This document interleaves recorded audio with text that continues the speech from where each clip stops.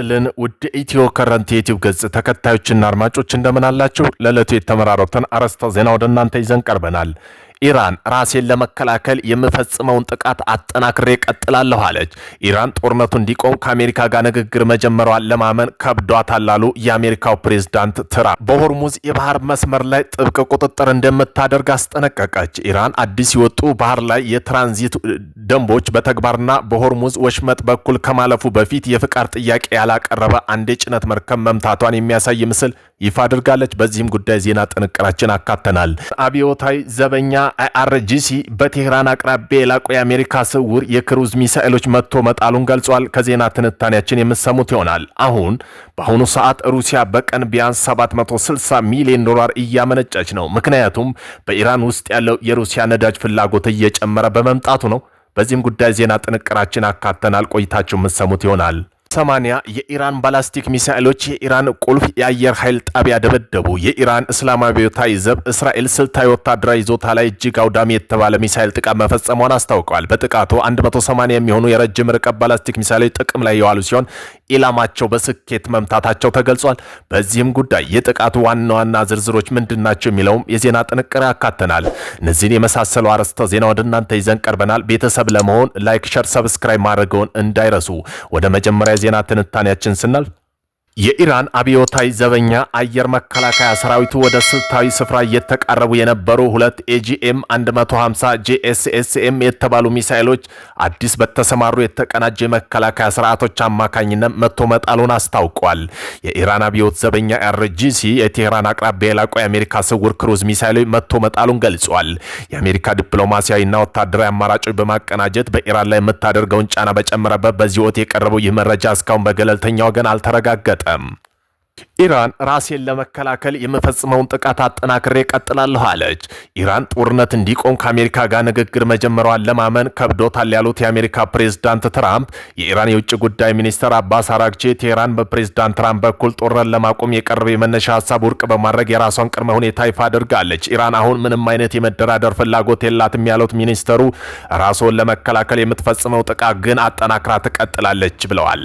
የሚኒስትሩ ምላሽ ተከትሎ ፕሬዝዳንት ትራምፕ በሰጡ አስተያየት ኢራን ጦርነቱን ለማስቆም የሚቻልበት ሁኔታ ላይ ከአሜሪካ ጋር ንግግር መጀመሯን ለማመን ፈርታለች ሲሉ ተናግረዋል። ቴህራን በጉዳዩ ከዋሽንግተን ከፍተኛ አመራሮች ጋር ንግግር እያደረገ መሆኑን ጠቁሞ ባለፉት 3 ቀናት በጉዳዩ ላይ ውጤታማ ውይይት መደረጉን አስገንዝበው ይሁን እንጂ የዓለም ስጋት የሆነው የመካከለኛው ምስራቅ ጦርነት ያስቆማል ተብሎ ተስፋ የተጣለበት የሀገሪቱ ንግግር ሂደት አሁንም አወዛጋቢ ሆኖ ቀጥሏል። በንግግሩ ዙሪያ ቴህራንና ዋሽንግተን የሚያወጡት እርስ በርሱ የተጣረሰ ሀሳብ የሀገሪቱን አለመተማመን ለንግግር ያላቸው ቁርጠኝነት አነስተኛ መሆኑን እንደሚያሳይ ቢቢሲ በዘገባው አስፍሯል። ይህ በእንዲህ እንዳለ መካከለኛው ምስራቅ ተጠናክሮ የቀጠለው ጦርነት የሰው ሕይወት እንዲሁም በርካታ መጠን ያለው ንብረትን እያወደመ ይገኛል። ኢራን በቀጠና የአሜሪካ ጦር ሰፈር መገኛ በሆነው ሀገራት የምትፈጽመው ሚሳኤልና የድሮን ጥቃት አጠናክራ መቀጠሉ መረጃ ያመለክታል። የተባበሩት መንግስታት አረብ ኤምሬትና መከላከያ ሚኒስቴር ዛሬ ከኢራን የተፈጸመው ባላስቲክና የድሮን ጥቃት አየር መቃወሚያ ማክሸፉን አስታውቋል። የተባበሩት መንግስታት ድርጅት ዋና ጸሐፊ አንቶኒዮ ጉተሬስ መካከለኛው ምስራቅ እየተካሄደ የሚገኘው ጦርነት እልባት ካልተበጀለት ከፍተኛ ቀውስ ሊያስከትል እንደሚችል አስጠንቅቀዋል። ጦርነቱ በንግግር ለመቋጨት ተፋላሚ ወገኖች ብሎም ዓለም አቀፋዊ ማህበረሰብ በቁርጠኝነት ሊሰሩ እንደሚገባ አጽንኦት ሰጥተዋል። ኢራን በሆርሙዝ የባህር ወሽመጥ ላይ ጥብቅ የሆነ ቁጥጥር እንደምታደርግ አስጠንቅቃለች። ኢራን አዲስ የወጡ የባህር ላይ የትራንዚት ወደቦች በመተግበር በሆርሙዝ ወሽመጥ በኩል ከማለፍ በፊት የፍቃድ ጥያቄ ያላቀረበ አንድ የጭነት መርከብ መምታቷን የሚያሳይ ምስል ይፋ አድርጋለች።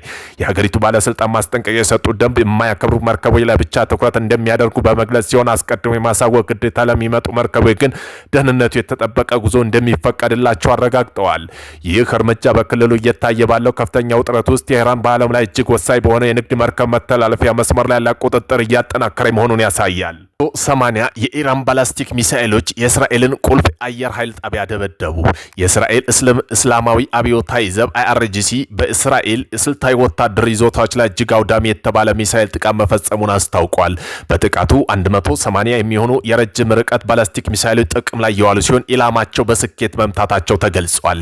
የጥቃቱ ዋና ዋና ዝርዝሮች የአየር ኃይሉ ጣቢያ ውድመት፣ የኢራን ሚሳኤሎች በዋናነት ናቲም ኤርቤዝ እና ቴሎፍ ኤርቤዝ የተሰኙ ግዙፍ የአየር ኃይል ጣቢያ ኢላማ ያደረጉ ሲሆን ጣቢያዎቹ ላይ ከባድ ጉዳት መድረሱ ተነግሯል። ኤፍ-35 አውሮፕላኖች ጥቃት እነዚህ አየር ኃይል ጣቢያዎች ውስጥ የሚገኙና የእስራኤል ኩራት የሆኑት ኤፍ-35 ላይቲንግ ቱ ዘመናዊ ተዋጊ አውሮፕላኖች ጥቃቱ ሰለባ መሆናቸው ተመላክተዋል። የሞሳድ ዋና መስሪያ ቤትም ሌላኛው እጅግ አስደንጋጭ የተባለው እርምጃ በቴል አቪቭ የሚገኘው የእስራኤል የስለላ ተቋም ሞሳድ ዋና መስሪያ ቤት ላይ ያነጣጠረ የሚሳኤል ጥቃት መፈጸሙ ነው። የስኬት መገለጫው ኢራን ወታደራዊ አመራሮች ጥቃቱን 90% የሚሆነው ኢላማ በስኬት መምታቱን የእስራኤል አየር መከላከያ ስርዓት ሚሳኤሎች መከላከል እንዳልቻለ ገልጸዋል። ይህ ጥቃት እስራኤል በቀጠናው ባለው ወታደራዊ በላይነት ላይ ትልቅ ጥያቄ ያስከተለ ሲሆን አሜሪካ፣ አውሮፓውያን መንግስታት ከፍተኛ ሁኔታ አስደንግጠዋል። ሌላኛው ምስራቅ የመጨረሻው ቀይ መስመር ተጣሰ። በኢራን ቡሽር የኒውክሌር ጣቢያ ላይ አሜሪካ፣ እስራኤል ጥቃት ፈጸሙ። ቴህራን፣ ዶሃ፣ አልጀዚራ አረበኛ ዜና ምንጮች እንደዘገቡ መካከለኛው ምስራቅ ቀውስ ወደ አዲስና አደገኛ ምዕራፍ የሚገፉ እጅግ ዘግናኝ ጥቃት ተፈጽሟል። በእስራኤልና አሜሪካ የተቀናጀ አየር ጥቃት ኢራን ደቡባዊ ግዛት የሚገኘው የቡሸር የኒውክሌር ኃይል ማመንጫ ጣቢያ ላይ ተሰንዝሯል። አልጀዚራ ዘገባ ቁልፍ ነጥቦች የኢራን ይፋዊ መግለጫ የኢራን መንግስት መገናኛ ብዙሃን ጥቃቱ አረጋግጠዋል። እስካሁን በደረሰው ጥቃት የሰው ህይወትም ሆነ ጣቢያው ላይ ንብረት ውድመት አለመመዝገቡን ገልጸዋል። የሩሲያ ማስጠንቀቂያ መጣስ አልጀዚራ እንደገለጸው ይህ ጥቃት ሩሲያ በኢራን የኒውክሌር ተቋማት የሚሰነዘር ጥቃት ቀይ መስመር ነው ስትል የሰጠችው ማስጠንቀቂያ በግልጽ የጣሰ ነው። ሩሲያ ለቡሸር ጣቢያ ልዩ ጥበቃ እንደምትሰጥ ደጋግማ ተናግራ ነበር። የጥቃቱ ጊዜ ጥቃቱ የተፈጸመው ፕሬዝዳንት ትራምፕ ከኢራን ጋር በነዳጅና ጋዝ ጉዳይ ስምምነት ላይ ደርሰናል ካሉ ከጥቂት ሰዓታት በኋላ ድንገተኛ ግራ የሚያጋባ አድርጎታል። የቀጠናው ስጋትና የአልጀዚራ ትንታኔ ያጸፋው እርምጃ አልጀዚራ የቴህራን ምንጮች ጠቅሶ እንደዘገበው ኢራን ለዚህ የቀይ መስመር መጣስ ተመጣጣኝና ከባድ ያጸፋ እርምጃ ለመውሰድ እየተዘጋጀች ነው። ኢራን አጸፋ ምላሽ የክልሉን ሰላም የሚወስን ይሆናል ተብሏል። የአሜሪካ ሚና ጥቃቱ የእስራኤልና አሜሪካ የጋራ ጥቃት ተብሎ መጠራቱ ዋሽንግተን በቀጥታ ጦርነት ውስጥ መግባቷ የሚያሳይ እንደሆነ ተንታኞች ገልጸዋል። የቡሸር ፋይዳ ይህ ጣቢያ የኢራን ብቸኛው የኒውክሌር ኃይል ማመንጫ በመሆኑ በእነርሱ ላይ የሚሰነዘር ጥቃት እንደ መጨረሻ የጦር ደወል ተደርጎ ተወስዷል። በአጠቃላይ መካከለኛው ምስራቅ ውጥረት አሁን ወደማይመለስበት የጥፋት ምዕራፍ እየገባ ይመስላል። የዓለም ዓይን ሁሉ ወደ ቴህራን፣ ሞስኮ አጸፋ ምላሽ አቅንተዋል። ተአምር የተባለው የመጨረሻው ሰዓት ደረሰ የሚያስብል ኢራን ፋታቱ የተሰኘው አዲስ ሚሳኤል በይፋ በዓለም አሳይታለች። ይህ እንደ ተራው ሚሳኤል አይደለም። በደረቅ ነዳጅ ሶሊድ ፊውል ግፊት የሚነሳ ሲሆን ከድምፅ ፍጥነት 15 እጥፍ በላይ በሆነ እጅግ አስገራሚ ፍጥነት ወደ አካባቢው አየር ጠርዝ ይተኮሳል። ከዚያም አካሄዱ ይለዋወጣል። ተተኳሹ ሞተር ቦስተር ይለቀቃሉ። ሃይፐርሶኒክ ግሪንላንድ ቪክል የተሰኘው ክፍል የጦር አውራውን ዋርሄድ ተረክቦ ወደ ታች ይዞት ይወርዳል። ነገሩ አስቸጋሪ የሚሆነው ከዚሁ ነው። ሚሳኤሉ ዝም ብሎ ቀጥ ብሎ አይወረወርም። አየር ላይ የተንሸራተተ ግላይንድ እያደረገ አቅጣጫ ያስተካክላል። ከ12 እስከ 30 ኪሎ ሜትር ከፍታ ላይ እየበረረ ድንገተኛና የመጨረሻ ሰከንድ እርምጃ ላይ ተርን ይወስዳል። ፍጥነቱ ከማይክ 5 እስከ ማይክ 20 በሰዓት እስከ 17900 ኪሎ ሜትር ይደርሳል።